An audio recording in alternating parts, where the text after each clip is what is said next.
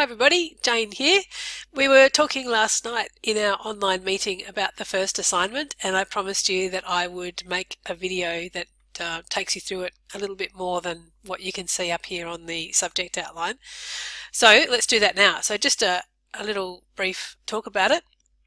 Okay, so it is worth 50% of your mark, so that might freak you out because you think this is actually important, and it is. It's half your score, so it's worth putting a bit of time into and giving it some thought now.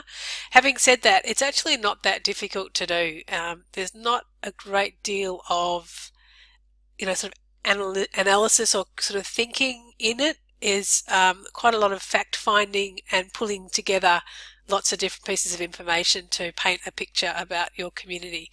But then at the end, there is a little bit of thinking for you to do based on what we've been looking at in the modules and just your knowledge about what library services could be to reach your communities. So let's have a look at what we've got. So it is due on the 23rd of April.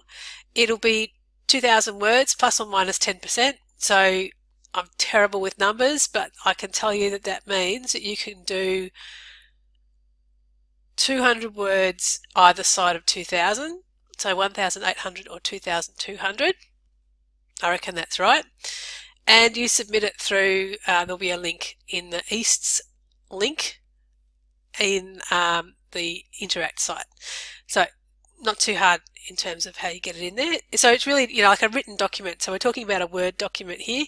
And I'll get onto presentation in a minute. But so yeah, it's a written text-based assignment. Okay, so the basic idea of the task is that you discover information about your own community and gain an awareness of some of the existing community outreach programs in your area. So I think the main thing to think about here is Module 1, where we looked at a lot of the different ways we go about finding information about our community. And we looked at things like the Australian Bureau of Statistics, which tells us tons of information about our community in terms of the demographic content of the census that ran in 2016, I think it was. So there's loads of data from that about your community. But then there's also other things you can look at. So you can look at local council websites. Local council annual reports are really interesting often because they might have immigration statistics in there. They might have additional demographic information in there that you mightn't pick up from the ABS. Pardon me. So that's what we're talking about here. We're talking about local council / city hall census data.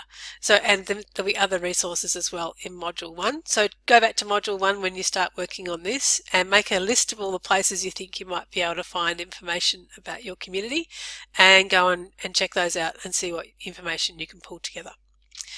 Now, these are the things that we want you to write about. So there's 6 dot points there. If it was me writing this assessment, I would start off by dumping these 6 headings into a Word document and then use them as headings. So let that be the structure of your report. So we've actually got down under the rubric here, we've got how we want you to present this report. So we want a title page which has really just got stuff on it like your name, the name of the subject, your student number, the subject number, my name is probably a good idea, the name of the assignment, the word count, maybe the date, that sort of thing. So just like a cover sheet for the report. Then an introduction. Now in your introduction, I reckon you need to tell me what your community is or how you've defined your community. So just identify who your community is or what your community is and how you have drawn lines around that. So is it a postal area? Is it a town if you're living in a rural community? Is it a suburb? Is it like a statistical area as defined by the ABS? Any of those things are fine as long as you tell me in your introduction what you have decided your community is, and that therefore everything that follows on from that is about the community that you've just identified in your introduction. So it's really important that I know what community you're talking about and how you've defined that community. The body is where I want you to see those 6 headings from here, and then the conclusion, which is where just a paragraph where you sum up what you've learned about your community. So maybe looking at perhaps the overall trends of the community, maybe looking at perhaps the future of the community as what you've gathered from the existing information. So just something just to pull it all together and just to act as a conclusion to the report. And then references, which is all the places that you went to find your information, and appendices if you want to. So you may not have any appendices. If you do, it could be things like, I don't know, something from a council publication perhaps about the community. You might, in identifying existing outreach programs, you might have a flyer or a website or something that you've found information from. So if it only belongs in the appendix if you are referring to it inside your written report. So don't just chuck stuff on the end there and hope that it looks good. It has to be relevant to what you've actually written. So you need to refer to it in your writing and say, you know, my library has this fantastic program for new mums and they organise this, that and the other. See Appendix 1 for details. So that's just, you've done your job in identifying what the community outreach program is for the young mums in your community, and without having to go into all the detail about what they do, you can just put that in the appendix. So you may or may not have an appendix. It's up to you and how you want to put your work together. Now, let's go back to what these 6 chappies are. Right, so pretty straightforward. Your geographical location. This is just where you are. So if it was me, I'd say I'm in the city of Yarra in Melbourne, and the city of Yarra covers this suburb, that suburb and this suburb. So that explains my geographical location. Data about the population, employment and socioeconomic demographics. So this is where you're going to be hitting up the ABS. This is where the Australian Bureau of Statistics and maybe some council data. That's going to be really useful for you here, as is the description of the main groupings, the local population by cultural or ethnic affiliation. So you'll also be able to get that from the ABS. You might also then get that from some of the local council publications. They might have like an action plan for new migrants or something like that, and that might give you a bit of a clue as to who the cultural and ethnic groupings are within your community.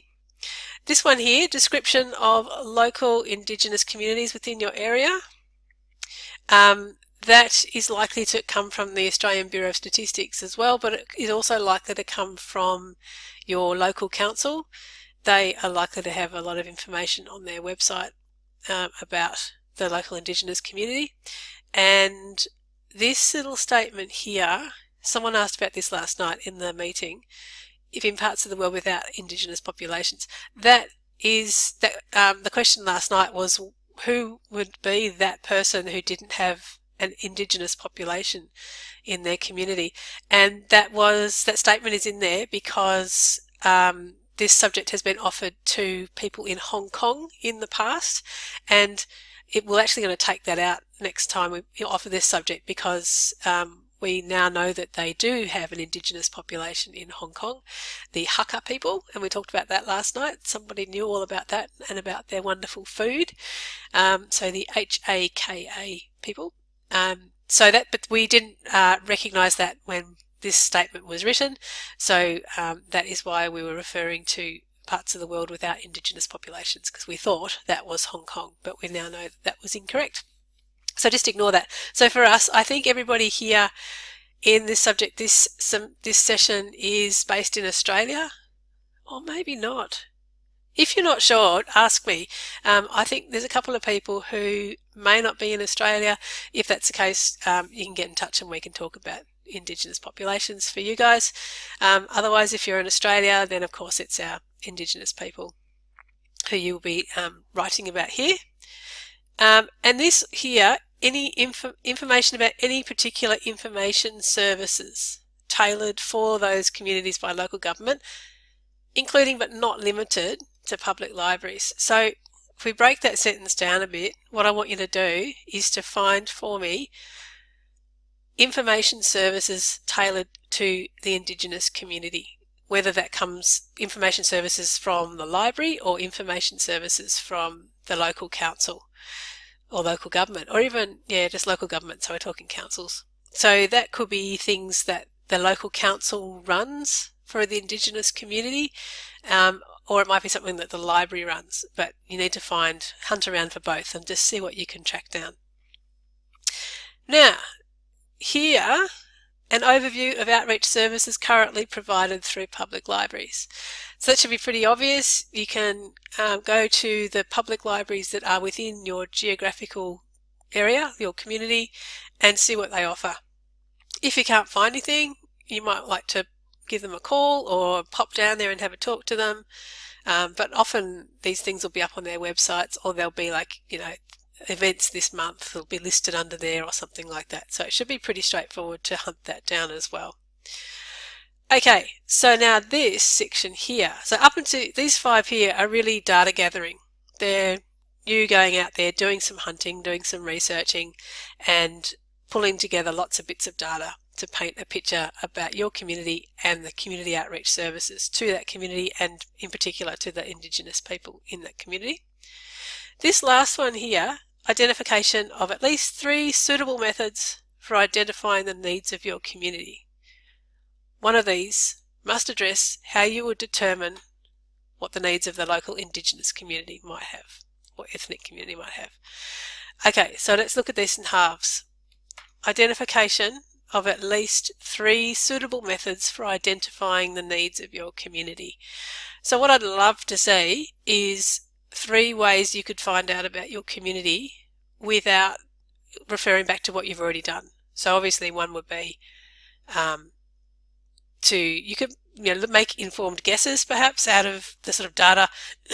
Pardon me, if you've got a big like in my community at the moment, there's a big migration of people from Africa, and so it's really interesting. You're starting to see the collections in the libraries starting to change. We're starting to get some of their languages in the collection as well, which is fantastic, because the being in inner Melbourne, the change of the community has been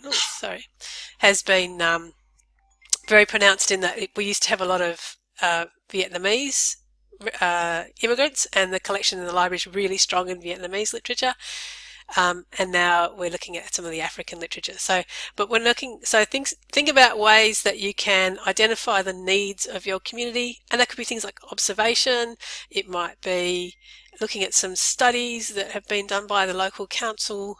I'll leave that up to you. So that's the sort of the creative bit of this assessment, is working out 3 suitable methods for identifying the needs of your community.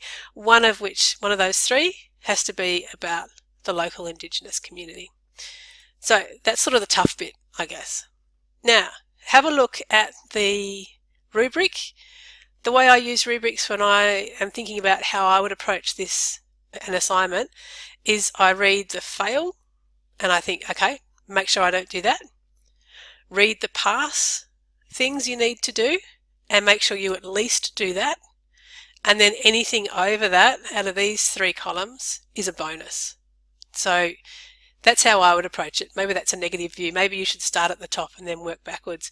But I think as long as you're ensuring you do what's in the pass level, then you're going to be fine. Everything above that is even better. But that's where I would start, to make sure that's the pass level is covered.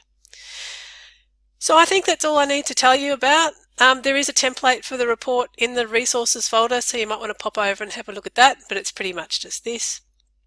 I'll leave it there. If you have any questions, let me know, and good luck with it. I think it should be interesting for you to do a lot of learning about your own place, and I look forward to seeing what you come up with. Thanks, guys. See ya.